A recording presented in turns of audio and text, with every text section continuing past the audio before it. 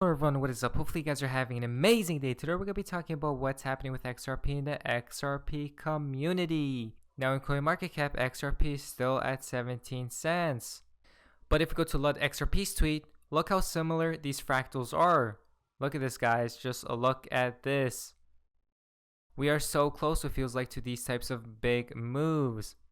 But now, guys, before we jump into news, I like to say I'm not a financial advisor, nor is financial advice, just entertainment value only. We can see here from Boy XRP.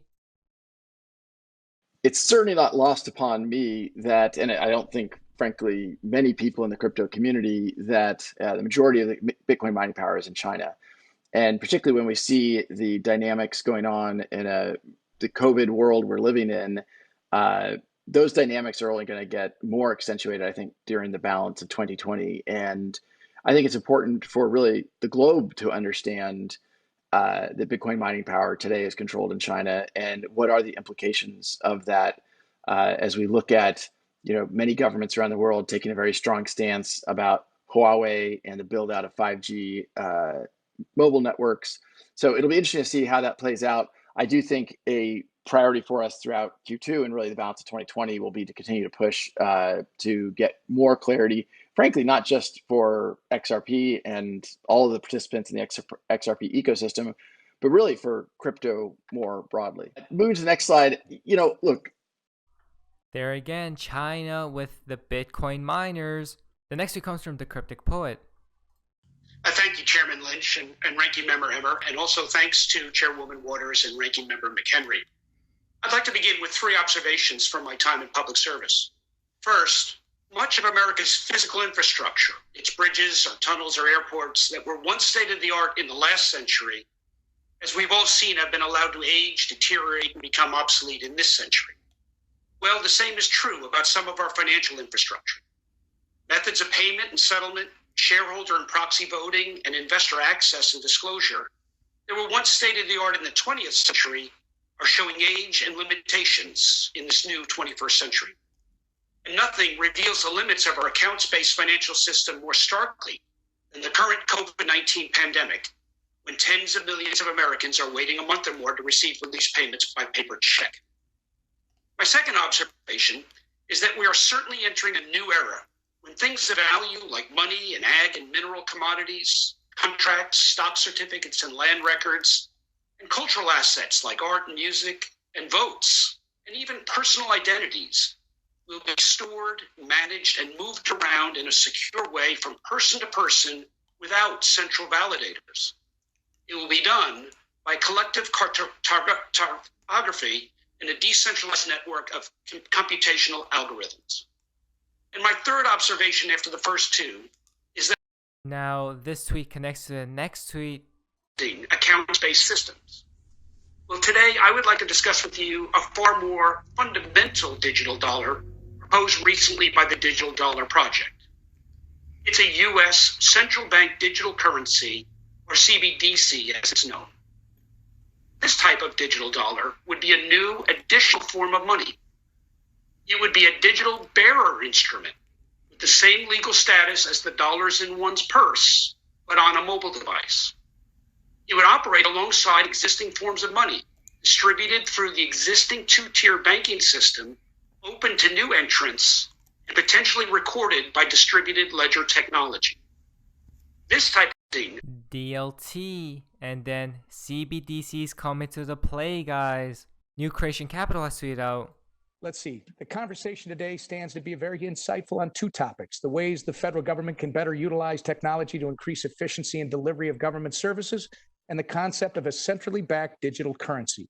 I appreciate and look forward to our witnesses' thoughts on these subjects. 2 months ago, I led a letter along with my colleague Darren Soto urging the Treasury to take additional steps to leverage all that American ingenuity, entrepreneurship, and innovation has to offer. As co-chairs of the Blockchain Caucus, we've been diving deep on all the technology and what it has to offer. It could help to serve both topics of this hearing I mentioned previously. In addition, a wide array of technologies could help the Treasury distribute the remaining stimulus payments that have not been distributed yet. And I urge them and each agency to consider new technologies that could help the agencies operate more efficiently and more quickly. I want to Listen for yourself. Can you smell XRP waiting in the wings? Next one comes from XRP Yo-Yo. Thank you for being here. Recently, as you know, there's been a great deal of interest about digital assets, including cryptocurrency. Regulating cryptocurrency, it's coming, guys. It's coming very, very soon. Next week comes from Crypto Hunter. We could see right here, I got this pick a couple hours ago. I like crypto.com, but this made me get everything I could off the exchange. Now, I did see this tweet somewhere else as well, but look, to get out, withdraw everything from crypto.com. It's going down. Can't say much. You'll see by the end of June. I did transfer all my coins from there, but I don't know if this is real or fake. XRP Store has tweeted out Ripple's perspective and where we are really operating now. So, you know, our use case is our core business actually is around cross-border payments. And when you are talking about the real-time payments or instant payments, we can call it differently. You are mainly talking about the domestic markets, right? From our perspective, our technology actually or softwares is instant. So as long as the payments is there, we are functioning on a gross basis. The transaction is settled in a matter of seconds. But obviously, this is very simple and the payments is not that simple. From our perspective, when we look at the instant or real-time payments, we are mainly thinking about the first mile and last mile, because obviously what is happening is that the domestic settlement or domestic real-time payments is part of the puzzle. And we are not only working with banks, we are as well working with non-banks entities and even some sender and receiver that necessarily do not have bank accounts. So then the complexity is even more. Therefore, the importance goes back to the first mile and last mile. And what we are observing is in the markets that you have the real-time settlement payments, even if it is netted at the end, but principally we are working around the low-value payment, high frequency. We are really progressing much better than the markets that are still very much on a typical central bank money settlement because we are opening the reach. And we are connecting actually our real-time capacity to what is the local real-time capacity in order to reach as most as we can end users. So is a definition that it is complex, I would say. But the more we work with the real-time payments, even if it is netted at the end, but the better we can connect the cross-border and get an end-to-end experience that gives the feeling of the real-time. Head of Global Banking at Ripple. Principally, we are working around the low value payment, high frequency. We are really progressing much better than the markets that are still very much on the typical central bank money settlement. Now guys, we're to the fun part of XRP and the XRP community. Now this is quite interesting. David Schwartz has tweeted out, I've been told this horse throat is about 900 years old. Is that plausible? QSR Rap has tweeted out, bear market days are around 900 days from the big one. Jan 4/8, 2018. Old deal is close to zero like water, but is more stronger than ever. Ripple and XRP are winners. David Schwartz knows. Geckos tweeted out, fueling rockets check. Look at that, guys. What's going to happen soon? XRP Hodl tweeted out, recent Mr. Pool post, controlled chaos. We can see here. Here you guys can check out all of these other posts. New Clocks has tweeted out, we could see right here, corruption exposed leads to replacement of the financial system.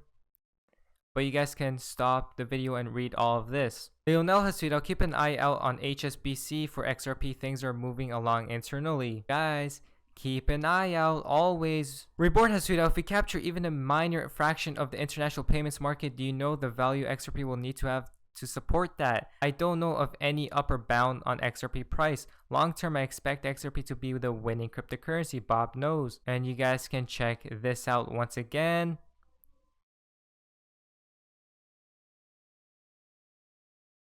So guys, who knows what the price of XRP will be? The final tip for today's video comes from Baba Cugs. We can see here, US banking regulator to unveil new payments charter in late 2020, and there is 2020 again. But who knows what's going to happen at the end of the day, guys. But anyways, guys, hopefully you guys did enjoy today's video. If you guys did, please leave a like, subscribe if you guys haven't already. Feel free to be a member of the channel, and I'll see you guys in the next video. Hopefully you guys are having an amazing day, guys. And yeah, guys, see ya. This is the beginning of the greatest economic cycle this country has had since World War II. And I knew the things that Donald would do, and he hasn't even got started. But this is the eye of the motherfucking storm, the perfect storm. It ain't never going to get any better. Never. This is perfect for the QLA model. If I could have written a prescription or a formula, I couldn't have written it any better. Low interest rates, money's free, you stupid. Massive chaos. And Donald's going to rip the mother economy apart. And he's going to for practice in a good way. This is it. It ain't never going to get anything better. This is like a multiple orgasm the rest of your life, you fucking slags that are in the audience. This is it. Sometimes I don't want to hear what Dan has to tell me. But as I wrote in one of my blogs, the old man, he's always right. Because he's telling you what you don't want to hear about yourself, but what you know is true. And that is, you're not stepping yourself up. You're not stepping your game up. And you get caught up in fear. As Dan says, false expectations appearing real.